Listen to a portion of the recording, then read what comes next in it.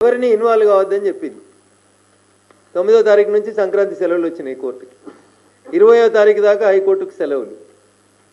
Court order ఇచ్చింది sir అని మా వకీల్ సాబు ఇంకొంతమంది పోయి దండం పెట్టి దరఖాస్తు ఇద్దామని పోయారు.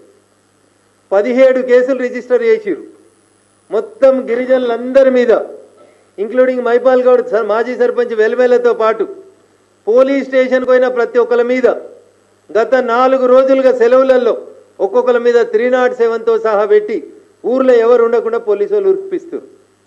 నీకెట్లా తెలుసు రఘునందన్ అంటుండొచ్చు, అందుకనే మేము గూగుల్ మ్యాపులు తెచ్చినాం.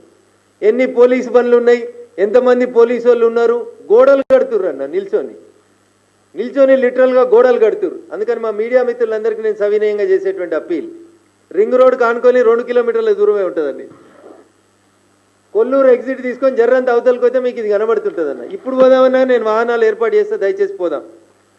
మొత్తం ఈ 85 ఎకరాలలో 25 ఎకరాలకి నిత్యానందరెడ్డి గారికి సంబంధించిన భూములు ఇవి, అరవిందో కంపెనీకి సంబంధించిన భూములు అని చెప్పి పోలీసు వాళ్ళు 500 మంది నిలబడి అక్కడ డే అండ్ నైట్ లైట్లు పెట్టి ఆ పక్కలకి ఏమైనా పోతే 144 సెక్షన్ ఉందని చెప్పి ఊరోళ్ళందరినీ బెదిరిస్తూ లేడీస్ అని కూడా చూడకుండా మేమన్నీ ఆడియోలు వీడియోలు డ్రోన్ కెమెరాలు మ్యాప్లన్నీ రికార్డ్ చేసినాం.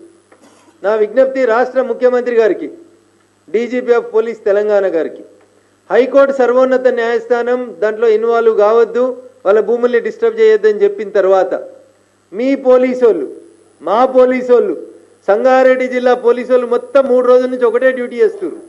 ఎడ చేస్తున్నారు అంటే వెల్మెల ఊరవతలే చేస్తున్నారు డ్యూటీ.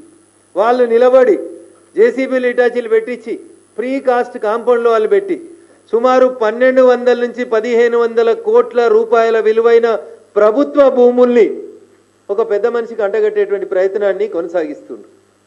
20వ తారీఖు దాకా కోర్టు లేదు. ఒక పోలీసు ఆయన అంటాడు, పేరు చెప్పను కానీ, ఏం చేసుకుంటారు అబ్బాయి, సోమవారం కోర్టు తీసినాక పోయి కంటెంప్ట్ వేసుకపో అంటాడు. ఆయన అనేకంటే ముందే మేము ఒక నోటీస్ కూడా ఇచ్చినాం, వకీల్ సాబుని పెట్టి కంటెంప్ట్ ఆఫ్ కోర్ట్ నోటీస్ కూడా ఇచ్చినాం వాళ్ళకి. 1200 నుంచి 1500 కోట్ల రూపాయల విలువైనటువంటి 85 ఎకరాల బిలా దాఖల్ భూమి. ఈ భూమి ఎవరిది కాదు. భూమి అంటే ఆ కోకాపేటలో కేసీఆర్ అమ్మినట్టు నువ్వు కూడా అమ్ము రేవంత్ రెడ్డి. పైసలు లేవు కదా రైతు భరోసాకి. మొన్ననే 400 ఎకరాలు కుదబెట్టి 10,000 కోట్లు తెచ్చుకున్నావు కదా కేంద్రం దగ్గర. గట్ల చేయాలి కానీ ఒక ప్రైవేట్ కంపెనీకి ఎట్లు ఇస్తావు?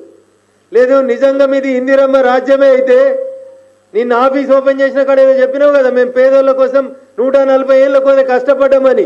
అగో 3 తరాలుగా భూమిని నమ్ముకున్న గిరిజన బిడ్డలకి పట్టాలిప్పి ముఖ్యమంత్రి చేతనైతే పైసలున్న నీ మంత్రులు పోలీసు వాళ్ళకి చెప్పి అర్ధరాత్రి అపరాత్రి అని లేకుండా